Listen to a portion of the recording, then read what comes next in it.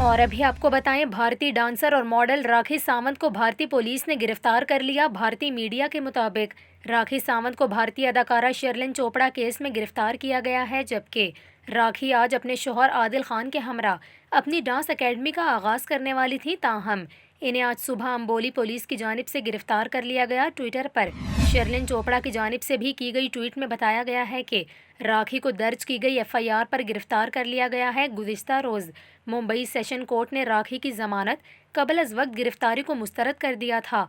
वाज़ेह रहे कि शर्लिन चोपड़ा की जानिब से राखी सावंत पर हतक इज़्ज़त का मुकदमा दायर किया गया था। शर्लिन चोपड़ा ने गुज़िश्ता बरस अक्टूबर में साजिद खान के खिलाफ जोहू पुलिस स्टेशन में अपना बयान रिकॉर्ड करवाने के बाद मीडिया से बात करते हुए सलमान खान पर फिल्म साज साजिद खान की हिफाजत करने का इल्ज़ाम आयद किया, जिस पर राखी सावंत ने साजिद का दिफा करते हुए शर्लिन चोपड़ा को बहुत बुरा भला कहा था।